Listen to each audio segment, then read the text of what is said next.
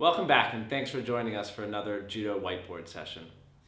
Today I want to talk to you about a really important topic, and it's security. There's a lot of different ways that security impact your deliverance of mobile commerce, but more and more we're hearing about breaches in security that are affecting cardholders' data. Target recently estimated that their breach of security cost them $8 billion in penalties and fines and lost money. The underpinning of the security standards in the card payment industry is called PCI DSS. So PCI stands for Payment Cards Industry, and DSS is Data Security Standard. Simply put, it's a set of rules and processes that everybody who handles card detail must comply with. When you think about the thousands of different merchants, hundreds of thousands even, the tens or hundreds or even thousands of payment process providers, and everybody who globally comes together to process a seamless network like card payments, you require underpinning of security standards such as PCI DSS. That said, it also can be very difficult to comply with. So what we want to do today is demystify PCI DSS a little bit, tell you how you should be thinking about it, what level of compliance you need to be doing on your own business, and hopefully equipping you with the right tools to ask the right questions. Because there is lots of PCI DSS experts out there, and it's just about knowing what to look for.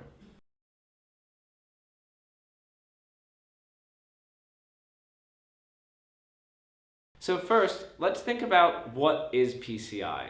And again, it's this set of security standards. But we have different levels of PCI. Level 1, Level 2, Level 3, and Level 4.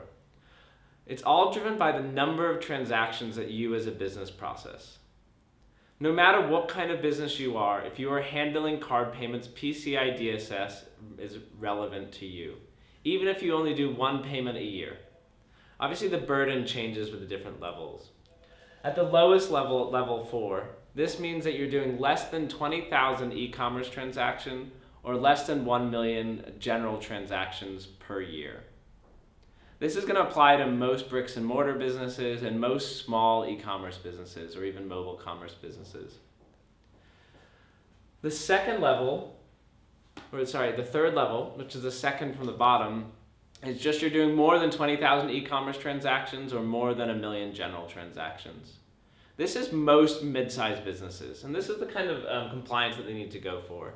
And when you're a Level 3 compliant organization, what you need to go through is a self-assessment called a PCI DSS self-assessment that'll walk you through a whole set of security standards on how you set up your business, how you process data, how you store data, and how you think about card security.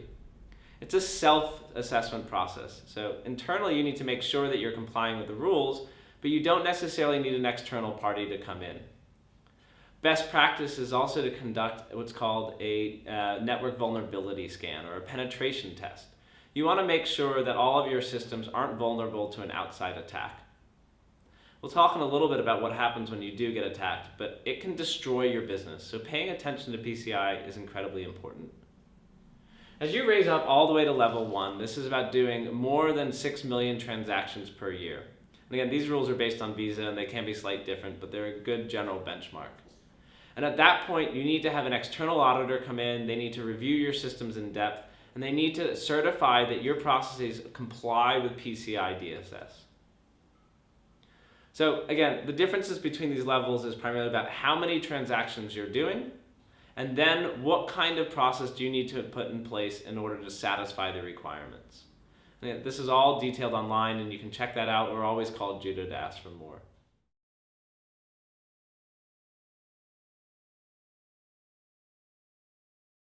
So it's regardless of the channel with which you're accepting payments that you have to comply with PCI DSS.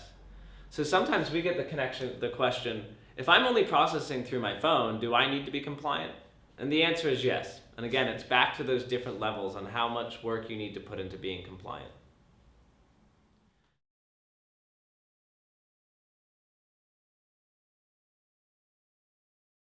Importantly, a lot of folks work with a third-party provider like ourselves. So you may be located here, but Judo is the one actually processing payments on your behalf, and we're taking off a lot of that PCI requirements from you. That doesn't mean that they aren't relevant to you anymore. You still need to make sure that you're complying with PCI DSS. However, if you're not actually handling card data and storing card data, but you're using a third party to provide that service, such as Judo, your compliance burden is significantly lower. When you're doing your self-assessment, you would scope out almost all of the areas of PCI because you aren't handling or storing card details.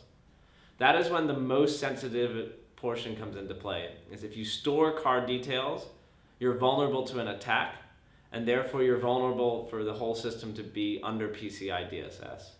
But finally, again, if you are using a third party, you still must be PCI compliant.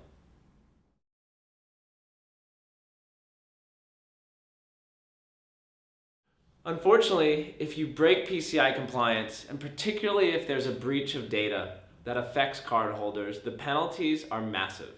And the penalties can come whether there's been a breach or there's just been an identification of a potential for a breach. I've seen many companies that have rushed through the PCI DSS and falsely claim that they were in compliance when they weren't. And when a data breach happens, it affects them greatly. Fines can be up to $100,000 per day per card scheme for non-compliance.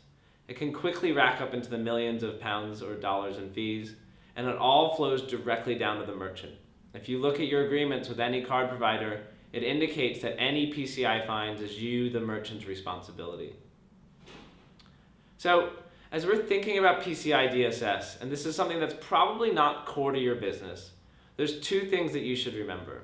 One is that PCI DSS does matter to you, and you need to be aware of what it does and how you're complying with it. Two, if you work with a service provider that does all of the handling and storage of card details, your life becomes much easier, and you can scope out much of PCI DSS. So whether it's someone like Judo or another provider, we encourage merchants more and more to stay away from the game of storing card details and focus on delivering your business while we do the difficult things in payments. Thanks for the time today. Speak to you soon.